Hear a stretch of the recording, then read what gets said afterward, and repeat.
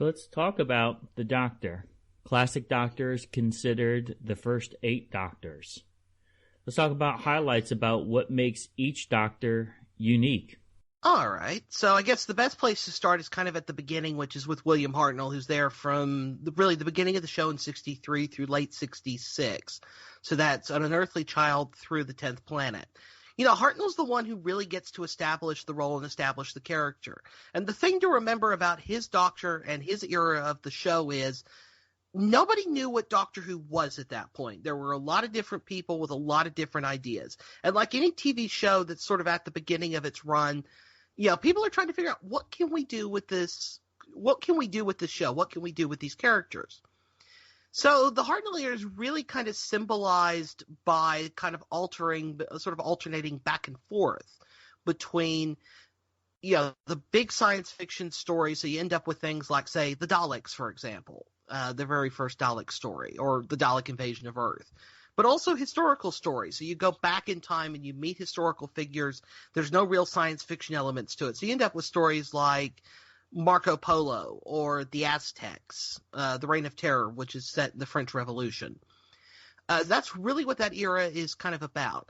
The thing to keep in mind about the Doctor at that point is that Hartnell's Doctor is almost a facilitator in many ways.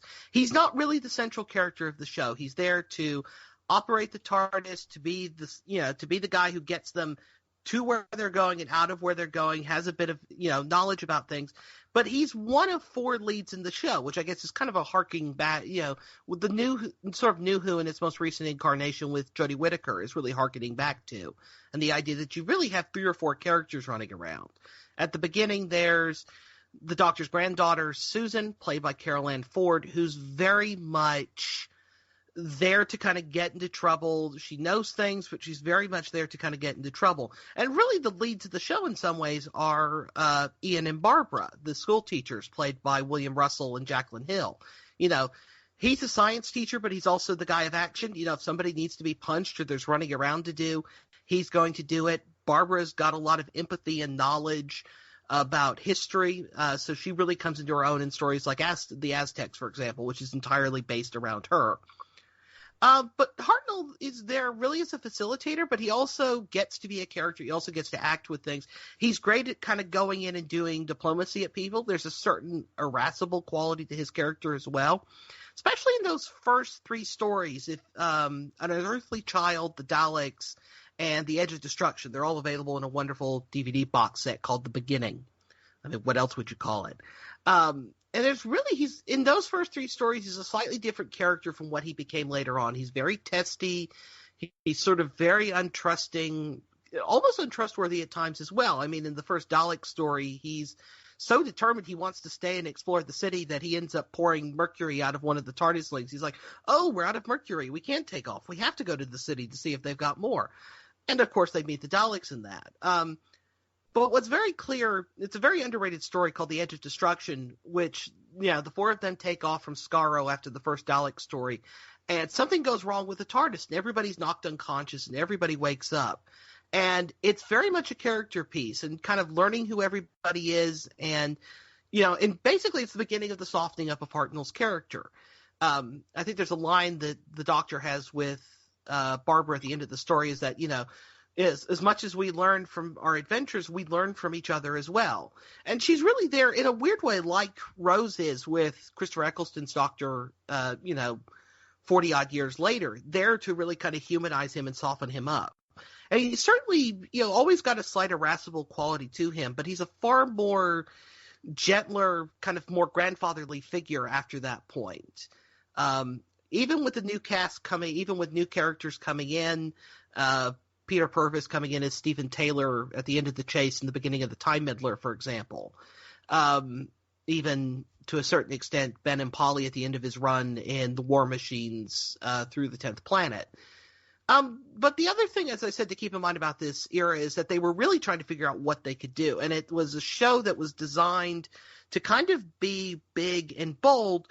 But, of course, being the BBC, they put it into the oldest studio that they had, into the smallest, you know, studio they had in that particular way of doing things. And it was just kind of a very strange thing. You can hear wonderful stories on the DVD commentaries where, you know, the studio would get too hot, so the sprinkler system would come on, and they would have to stop filming and dry out the sets and the costumes, and then start filming again. But there's some wonderfully ambitious stories throughout that era. There's the historicals, which, let's be honest, the BBC has always been great at doing historical dramas and historical settings. You can see that from the very beginning of the TV era in the 50s all the way through to the present day. So the historical stories, I think, are the ones that really shine. Things like the Aztecs, for example, which I mentioned earlier. The science fiction stories, though, in this era are just as important because the science fiction is really what took over after a while, of course. And the science fiction stories were hugely popular. They killed off the historicals. And there's only one thing you can really say about that, and that is the Daleks. Without the Daleks, Doctor Who wouldn't have existed. The first story, An Unearthly Child, it did okay in the ratings. It wasn't great by any means, and there was some very serious talk to pulling the plug on the show after, those opening 13 episodes. What happened that changed that, though, was that the first Dalek story airs in late 63, early 64, and that completely changes the paradigm of the show. And from there, the Daleks take over. They appear in more episodes in the Hartnell era than they ever will again throughout the rest of Who, for that matter. But that's really it. I think that's really it. It's a show that's trying to figure out where it is, and you end up with stories like The Web Planet and The Ark, which are these big science fiction stories full of big ideas. The Web Planet is full of people dressed up as insects and whatnot flying around. And they don't quite work because the show doesn't really have the budget to kind of do that. I think you would have struggled doing those stories on a big budget, sort of 60s movie, for example. But they certainly tried, and I think that's the big thing to remember about the Hartnell era is that it's about figuring out what the show is and who this character is and what this character can do. Was it made for children in the beginning, and the historical episodes were to teach children about history? It was to an extent. I mean, this always goes back to the big debate about Who, even into the modern days. Is it a children's series? Is it a show for adults? And if in the original paperwork that you can see, there's a section on the BBC website under something called the BBC Archive, where you can see some of the original documentation. It was kind of the idea that it would be aimed at a family audience. They wanted to get everybody in because, the BBC, while being taxpayer funded, is just like any other TV network. They want people to tune in and watch. But that was a part of it from the beginning, was that the science fiction stories would feature science that the kids could learn from. So there's things like in the Dalek Invasion of Earth second episode where they get captured. And the Doctor and Ian are trying to figure out how to get out. And so there's a whole sort of mini lecture about magnets, for example, and how to use magnets to get out of the cell. But the historical stories, I think, come out of this kind of remit that the BBC has from the very beginning of its founding in the 1920s, that it should be there to educate and entertain. But there's definitely an element of that kind of educating not only children but the public at large about these historical figures, but also they're looking for ways to do it in an entertaining way. Marco Polo is a big adventure story. The Aztecs is kind of this pseudo-Shakespearean drama where Barbara goes in and goes, what if we could take the best parts of this civilization and get rid of the parts that are repulsive so that when, the Europeans show up, the conquistadors show up in a century's time, they're not going to kill everybody off and destroy this great and wonderful civilization. And the Aztecs is great at doing that because it's really a snapshot of the whole Aztec culture as it was before the Europeans showed up. But yeah, there's definitely, I think, a kind of pseudo-educational element to it, to be sure. Now, at the end of the Hartnell era, we see the first ever regeneration, and that becomes something that's so unique to Doctor Who, and it becomes something that we actually look forward to. But at first, that wasn't part of the storyline with Doctor Who. Do you want to tell us a little bit about how the whole regeneration idea came to be? Certainly, and actually it wasn't even called regeneration to begin with. The funny thing about Doctor Who, at least in Classic Who, is that it was the fact that it was an evolving mythos. Today when you hear about the shows that are coming out, particularly from Hollywood, but also now from the UK because of the influences back and forth, they sit down, they write a series Bible, and they go, here's the show's mythology, here's everything explained, or here's the directions we're hoping to go. Nobody did that with Doctor Who. The idea for regeneration actually came out of some behind-the-scenes conflicts between William Hartnell and the producer of the show's second producer, whose name is escaping me at the moment. It's not Innes Lloyd. Who is it? This is going to bug me now because I could have told you that if you hadn't asked me. Go figure. But there was some behind-the-scenes conflict. John Wiles is his name. There we go. John Wiles, who was the producer who took over from Verity Lambert.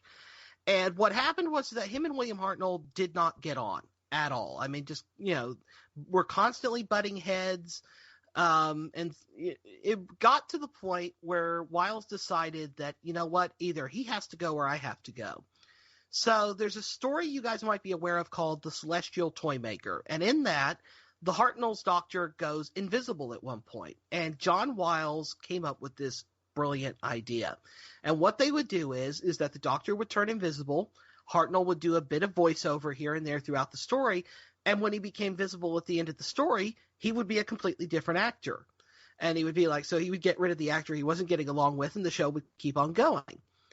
Well, needless to say, William Hartnell got a hold of this and was like, no, you're not replacing me, dear boy. Oh, no. And he actually went over John Wiles' head to, I think it was Sidney Newman, who was the boss of BBC Drama at the time. And basically it came down to, it's one of us is going to have to go. And Sidney Newman decided that John Wiles would be the one to go. But that was where the seeds were planted. And in a way, it's a good thing they didn't do it then. Because let's be honest, if they had done it then, it would have been a one-time trick. They could never have done it again. I guess they could have brought the Celestial Toymaker back again and again every time they needed to do a swap over. But it would have been gimmicky. It wouldn't really have worked. But around this time as well, that part of the reason why Hartnell and Wiles weren't getting along was that Hartnell's health was starting to give way. This is the late 50s, early 60s. Hartnell was like many people in that era, in that period, smoked a lot, drank a lot. It was, I guess, how people sort of dealt with stress and how they unwound. But it had really taken a toll on Hartnell's health, even though he was only 55 when cast. He looked considerably older even before they put the wig on him, because actually he wore that long white wig to play the doctor. And he got, I think it's arteriosclerosis of the brain. So it was a hardening of the brain arteries, which can affect, it has dementia-like symptoms. So he was having trouble remembering his lines. He was actually getting sick and wasn't able to show up. And eventually the decision had to be made. Either the show could go on or they would have to end the show because they would have to end the show because of Hartnell's health. And somebody went back to that idea and went, what if we did this? What if we actually replaced our lead actor? But they also made a very smart decision. The big decision they made, and this is the big thing that separates the idea from the execution, is they didn't just want to bring in another actor to basically play the William Hartnell doctor. They brought in Patrick Troughton, and they told Troughton, you can go play the character not quite any way you like, because he had some ideas that they ended up not going with, one of which was basically he would dress up like a character out of the Arabian Nights, and they would sort of do him up in makeup and whatnot, which I think we could be kind of grateful they didn't do. But they brought him in and basically told him, figure out, you can play this character basically any way you want. You don't have to be William Hartnell. And that was the genius thing they did about it. The fact that they did it is interesting because there are draft scripts that exist of Hartnell's final story, which is the 10th Planet. There's drafts of that final episode that exist where everybody just gets in the TARDIS and flies away at the end. So it was almost a last-minute decision for them to actually do it. But when they did it, I'm sure it came as a surprise. We talk about today spoiler culture and, oh, you've ruined the story for me, and finding things out months in advance. One of the great things about the Classic Who DVDs is there's a feature that's on several of them called Tomorrow's Times. And wouldn't you know that 6-8 weeks before the story went out that they had actually announced that William Hartnell was leaving and Patrick Troughton would be taking over. So there's a precedent for announcing that the changeover is going to happen. But even so, I would imagine it probably came as a fairly traumatic thing that, you've been watching William Hartnell for, 3 years at that point almost. And all of a sudden, you get to the end of the 10th Planet and he falls down on the floor and there's this weird glowing, and all of a sudden there's a new guy there. What's this about? But Troughton is almost as important of a doctor in the long-term history of the series as Hartnell, because if he hadn't gotten it right, if he hadn't been accepted by the public, Doctor Who would have ended right then and there. They would have done a few more. They would have done a couple of stories with him and kind of went, you know what? People aren't interested. People aren't watching. Let's just wrap this up. But they didn't. And that's the importance, I think, of Hartnell, the Hartnell-Troughton transition, is the fact that they did it. The fact that, A, they did it at all to begin with instead of just wrapping the show up. But B, the fact that they did it so well, and that Troughton was able to come in and basically go, I'm going to make the Doctor my own.